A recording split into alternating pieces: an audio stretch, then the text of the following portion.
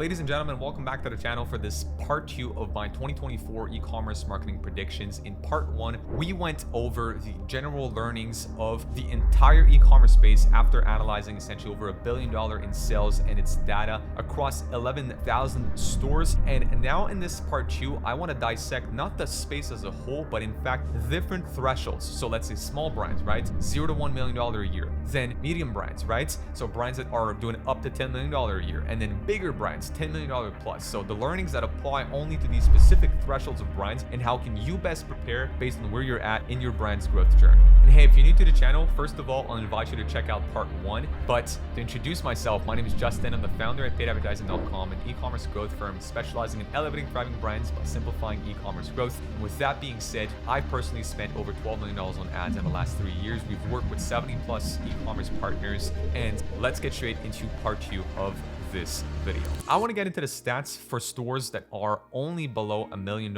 in ARR, essentially. So the stats essentially for the smaller brands. Just keep in mind, I would say that's about like 40% of our clientele. So 40 to 50%, I'd say, of our clientele is in that gap. They're usually like $500K to $1 million a year is where a lot of our smaller clients are in. And then we will work typically with like the $10 to $50 million range, or quite varied, I'd say. It's probably, I'd say, another quarter is within the 5 to 10 million, and then the last quarter finally is like $10 million plus. So the learnings for the small guys essentially right here. Well, first and foremost, these guys were hit the hardest by far out of every single demographic of store. So I'll bundle up 0 to 1 and $1 to $5 million together because they got hit honestly very similarly and they share similar learnings. I've got some similar conclusions essentially for the following. So most of my learnings essentially are going to be talked about for $0 to $5 million ARR brands. So one of the biggest things that happen in this demographic, or in fact, before I go into that, if you think about the total store, right? Shopify reported, I think it was 24% more purchases and purchase like conversion value was made in 2023 versus 2022, which I know from experience looking and speaking to a lot of the smaller brands, all of them were wondering, well, where is that 24%? Like, I haven't seen 24%. In fact, some of them stayed stable, some grew a little bit, and some of them actually had a harder time this year. So here's why. First of all, in this demographic, $0 to $1 million, and again, very similar for the $1 to $5 million, CPA increased year over year by 16%, which is quite high. So it's 16% more expensive to acquire a customer for these brands. So competition is very strong. Small brands have to pay a lot more than bigger brands to acquire customers. That is the name of the game. There's macroeconomic forces in play with these stats right here, where right now in an economic downshift, what happens? Where do customers put their money? Do they put their money into a bet? Are they going to take bets into a new brand or a up and coming shop? Or perhaps, which we've seen too, a lot of the smaller brands tend to have slightly higher pricing sometimes than the bigger brands. So do they want to pay more for a smaller brand they don't really trust and doesn't really have the credibility? No, they'll go with the bigger brands that are more established, spend more, they've seen more often, that have more social proof, more trust, which hurts the small brands in a macro kind of economic downshift. So TikTok, just like the macro, had a significant rise in ad spend and conversion value. So 14.5% rise in ad spend. That yielded a 56% increase in conversion value. So you can see that proportionally speaking, ROAS has been much better on TikTok. So this is an opportunity for these brands. One of the biggest, and I'll kind of tie these two together, the biggest opportunity for the $0 to $5 million brands is to increase email, SMS, and loyalty marketing and focus on brand loyalty with the current economic climate. That was the same recommendation essentially given by Triple Wall, just kind of me summarizing it right here, because one of the biggest opportunities here is to increase your returning customer rate and LTV. CPAs have increased, which means you know for a fact it is currently costing you a lot more money as a small brand to acquire new customers. How do you combat that? You can try and outspend this pace of increase in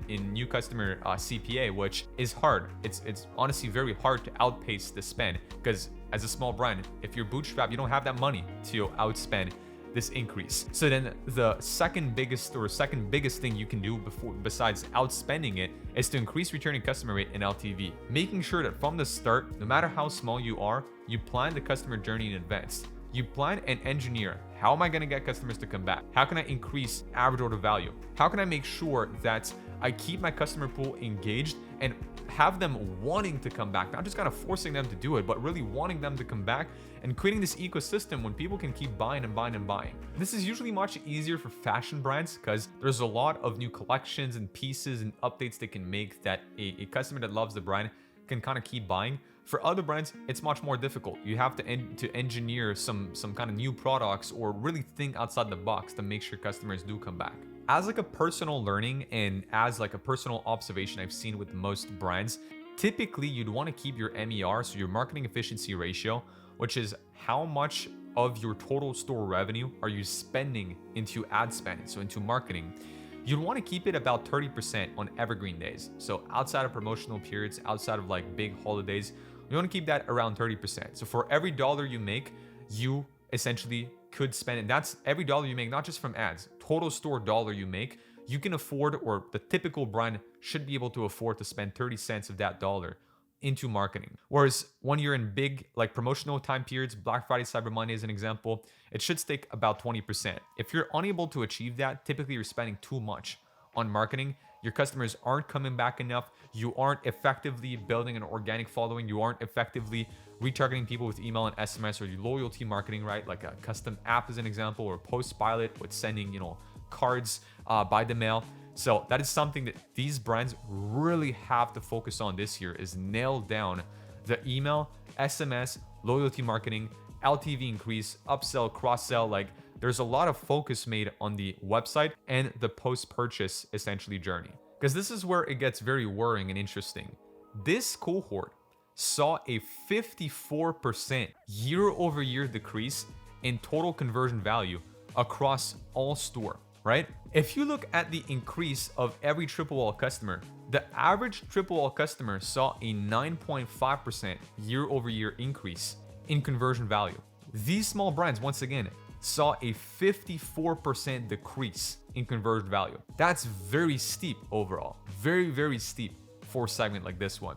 If we see it right here, Google has definitely hit these brands the hardest. It's 40% more expensive than the previous year for the smaller segment, whereas actually Meta is 6% less expensive than the previous year. Data suggests, especially with TikTok Shop, that the intent-driven browsing has started to increase a little bit more because CTR is higher, blah, blah, blah. I don't think this is honestly the most important point. What I've learned is the following. Google is a big red flag for this demographic. It seems to be a money pit for a lot of these small brands. It's been hard as a macro. And this is the name of the game for this year's analysis. The macro is up, but if you look at the micro, essentially, the smaller brands are down. So then you ask yourself why?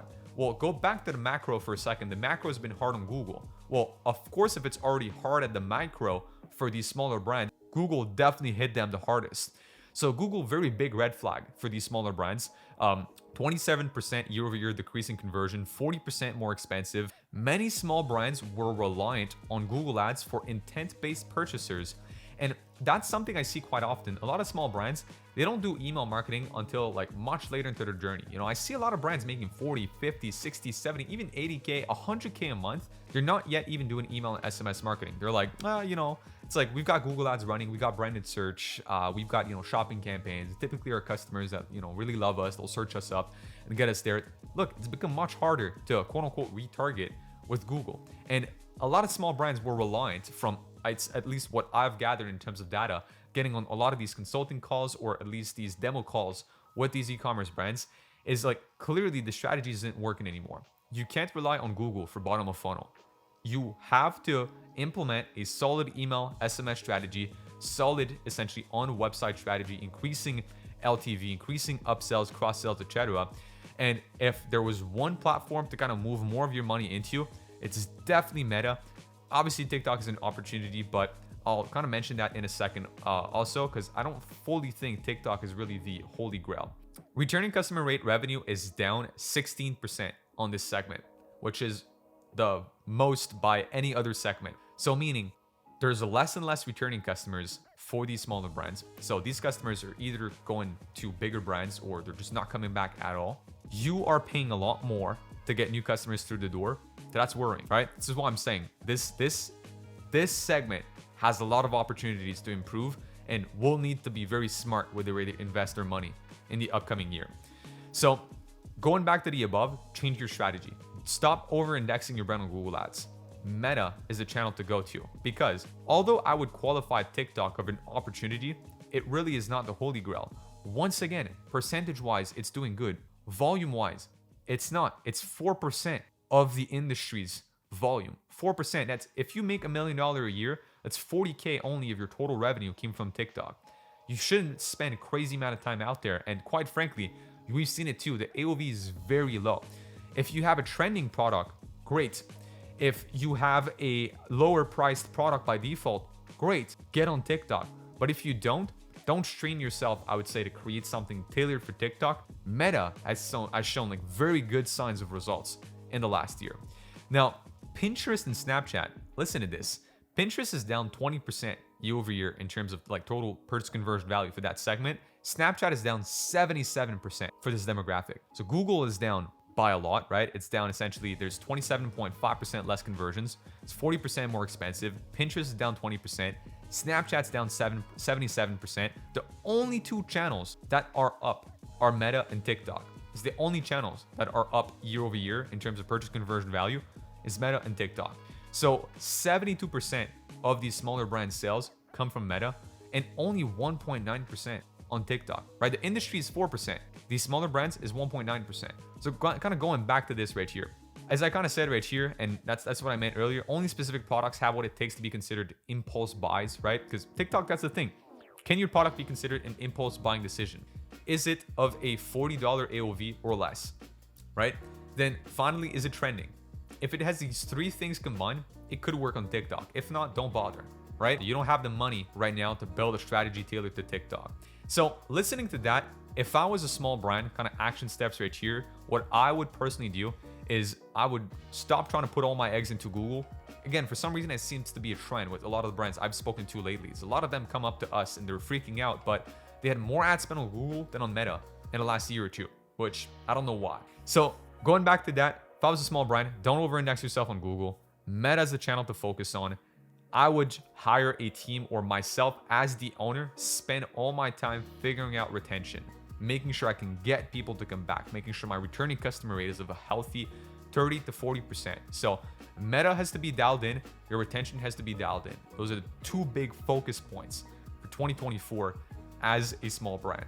Now, the $1 to $5 million ARR segment had very similar data with a similar conclusion to focus basically heavily on email SMS to build that brand loyalty. It wasn't hit as hard as the smaller like $0 to $1 million segment. It seems they have anticipated that change. They had already actually had a significantly less spend put on Google and more into Meta compared to these smaller brands, which again, it seems like for some reason they've anticipated that. Their CPA on Meta is 18% up on the total store average, making them one of the most efficient segments out of kind of all segments. So they were more efficient with ad spend. This segment's win seems to be in maximization of Meta as an ad channel. Because even worse than the $0 to $1 million brand, Google had a 66% year over year increase in CPA, which like clearly Google was struggling across the board. And these guys, once again, had already kind of proven that they've moved some of that ad spend away from Google, put it on Meta more than they did on TikTok, and had an 18% better result than the total store average on Meta. So it seems that they've kind of cracked the Meta code at the $1 to $5 million ARR ratio. Now, $5 to $10 million ARR segment had the best top of funnel paid ads efficiency of all. So these ones were very, very efficient with the top of funnel spend. It probably is due, and some of the learnings at this point, they start trickling down. They start applying to the bigger brands. At that point, if you're $5 million up, you've probably built a lot of brand awareness. Because to get the $5 million a year, you've probably, one, are spending a lot on ads. Two, you've probably been in business for quite some time. So there's a lot of brand awareness built by such brand sizes. There's a lot of brand recognition. They've spent millions, on marketing. So kind of going right here. At this stage, brands should focus on spreading their ad bets. Like if you're $5 million up, you need to start diversifying your ad spend, not just be over-indexed on like Meta and Google. So as an example, this is where essentially we started seeing a lot of brands in that segment more specifically really thrive on TikTok. So TikTok had the biggest growth by far out of all segments in this segment. 212% year over year boost in sales for that segment. It seems that the brand recognition is really helping this segment thrive right there. So probably is that at this range, these brands have the money to spend on influencers, to spend essentially on a solid organic strategy, to spend on overall like awareness across all platforms, which is helping the sales coming from TikTok. Now, the $10 to $50 million range had a 24% jump in conversion rate. So this segment, which is also very similar right here, I believe like $10 million up is probably very similar together in learnings, at least from what I've seen looking at the data. The bigger the brand, the larger the awareness, the better TikTok and Snapchat results seem to be. That seems to be the name of the game. It takes considerable marketing budget and overall brand recognition to really dominate Snapchat and TikTok. These brands had the best results on Snapchat and TikTok by far. Like they're whopping, like I said it right here, they were at a whopping average of 7.8 ROAS on Snapchat, which is quite crazy if you think about it. Very efficient on Snapchat, very good on TikTok too. So the more somebody spends, it seems the easier it is for them to enter new markets because people already know of this brand. They already probably think of this brand. They probably already see them everywhere. So it's easier for them to start getting sales from these secondary and third tier channel. Now, they likely have, as mentioned earlier, essentially in this two-part series, that the more trust and credibility a brand has, the easier it seems to be for them to get sales this year. It's funny, right? 24% jump in conversion rate for that segment. Shopify reported a total industry average jump of 24% in sales. Where is that coming from, you think? It's coming from primarily the bigger brands because they have a lot of more sales volume than the smaller brands, which therefore, since they have a lot more sales volume, their percentage takes essentially precedence over the smaller percentages that we've seen in these smaller brands. So Google's CTR was more than double the aggregate, so 23% over 11%, indicating that the brand awareness helped them get over Google's rise in ad costs. Meta reached 19% in year-over-year growth in conversion value. Google was down 18%, so really Google is down all across the board. Meta reaching 19% year-over-year growth is similar essentially to the 18% CP actually being like better than the total store average, making them like a more efficient channel at the $1 million to $5 million ARR. So it seems like mostly like these smaller brands got a lot of their sales coming from Meta, but they weren't effectively managing their budget, right? The small guys were like spreading a lot of budget on Google, a lot of budget kind of everywhere, but they were in fact like they should have consolidated budgets to Meta and they should have focused on email and like retention in the back end. These guys up were much more smart with their budget decisions. They already kind of put a lot of that budget on Meta and maximized that and pulled spend away from Google. Now, the 50 million plus range, in my opinion, and analysis of data, very similar conclusions as I said to the 10 million plus segment. Slightly more budget allocation on their part to second or third tier channel. Meta has a 61% of ad spend versus like almost 70% for the previous segment. So you can see that like this range, about 70% of their ad spend is still on Meta. This range right here, it's only 60%. So they moved 10% of ad spend towards other channels. Here also a little bit more purchase conversion value was attributed to these other channels. So these guys diversifying more than other brands. 24% increase in Meta ROAS year over year. So by far outperforming the overall average growth of 6%. So now recapping all of these learnings and kind of bundling them up into action steps, this is what I would tell you to do. So if you are one of these bigger brands, which if you're $5 million a year or plus, you're pretty good. Keep doing what you're doing, right? Which is essentially to spread your ad budget a little bit, spend on like primarily put about 60 to 70% of your ad budget on Meta, put about like, instead of the typical 25% that brands would put on Google, maybe go more conservative, 15 to 20% max on Google, and then start edging more towards TikTok, Snapchat, and such. Keep doing what you're doing again, email and SMS wise. Seriously, these brands are on a pretty good trajectory as of right now, and they seem to not be affected that much. If you're within $1 to $5 million ARR, if I was you, I'd keep focusing on maximization of my ad budget. Is really at that point, you probably have already started to figure out your email and SMS and kind of retention in the back end. So keep doing that, but focus a lot more on Meta. Don't yet go into other ad channels. Don't yet extend yourself to TikTok or to Snapchat and to like kind of go crazy with these other channels. Focus really on Meta and use that as the name of the game for the upcoming year. If you are a smaller brand, don't spread yourself out. Don't spread yourself too thin. Consolidate. One channel on the front end, one channel on the back end, double that on that. That really is what you need to do. It's a 3-step process. Focus on the front end through Meta. In the middle, make sure you upsell, make sure you cross-sell, make sure you bundle products together, make sure you maximize AOV. And on the back end, make sure you get customers to come back, make sure you have brand loyalty, make sure essentially that you create new exciting drops and such to make sure that you have